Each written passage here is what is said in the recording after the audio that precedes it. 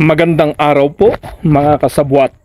Ngayon ay muli nating ipapakita ang ating backyard garden. Ito po ang latest at ipapakita ko rin po sa inyo kung paano tayo nagpiprepare ng mga lupa at paano natin patuloy na dinadagdagan ng pataba ang ating alaga gamit ang organic fertilizer. Ating okra ay sadyang malalaki na po ang puno. Ayan, ang ganda ng puno niya at mayroon na pong bunga. Sunod-sunod na po ang bunga. Ayan o. Talaga namang ang lalaki ng puno, nakakatuwa. Kumakampay-kampay ang kanilang mga dahon. At itong pakwan natin ay malaki-laki na rin po ang bunga. Ayan. Ang ganda na po ng kanyang bunga. At mayroon pa pong kasunod na isa doon. At ang ating mga patula naman po ay sunod-sunod na rin ang bunga. Ayan po. Oh. Nakailang pitas na po kami dito. At ang kanyang bunga, oh, bawat buko ay may bunga. Nakakatuwa. Sunod-sunod po ang bunga niyan. Kahit sa loob po ay marami po. At talagang kapaki-pakinabang ang ating bakuran sapagkat matataba po ang ating lupang ginagamit. Ayan po. Ipapakita ko po sa inyo ang paraan ko po ng paggawa ng lupa na kanilang tinatamnan. Ayan po. Itong kalabasa po ay nagsisimula na rin pong mamunga mula sa iisang puno. Ayan po, iisang puno lang yan pero ang dami pong mga sanga at ang lalaki po ng kanyang dahon. Ito po sa tabi mismo ng aming terrace. Dati pong flower garden yan, flower box, ay ginawa ko na pong taniman ng mga gulay. Kahit ang mga sitaw natin ay namumunga na rin po. At ang atin nga pong lupang ginagamit dito ay halo-halo po mula sa mga basurang naiipon ko po dito. Ayan, iniipon po natin ang mga basura nating nabubulok. At pagkatapos nun ay inilalagay po natin sa lupang ating tinatamnan. At ito po ang ating pinagtamnan ng ating mga halaman. May kasama pong ipa, ipot ng mga manok, pato.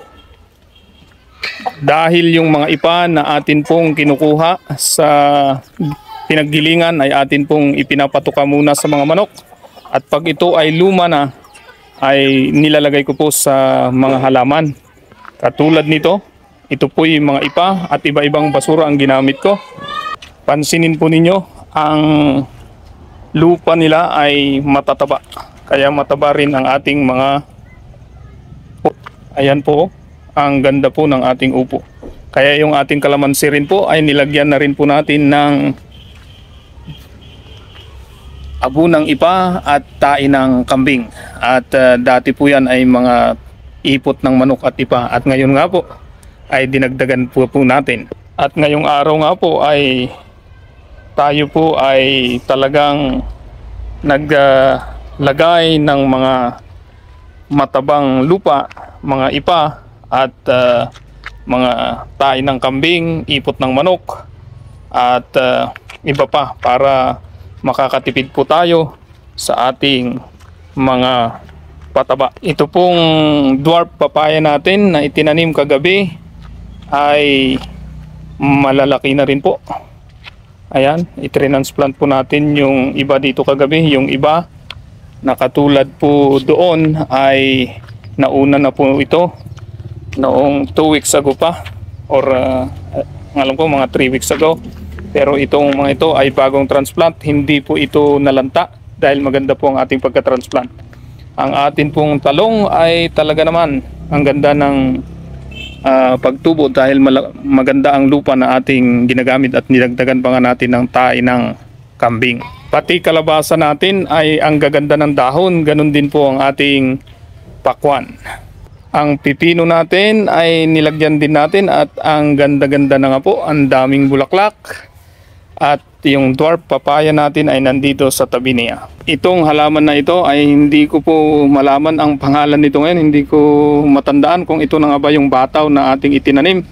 Pero ang ganda po ng kanilang tubo dahil mataba nga po talaga ang lupa at talagang nakakatuwang tingnan. Sila ay mga bata pa pero ang lalaki na po. Opo.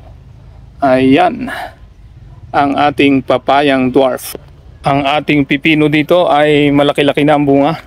Buksan natin. Ito ang kauna-unahang bunga ng ating pipino.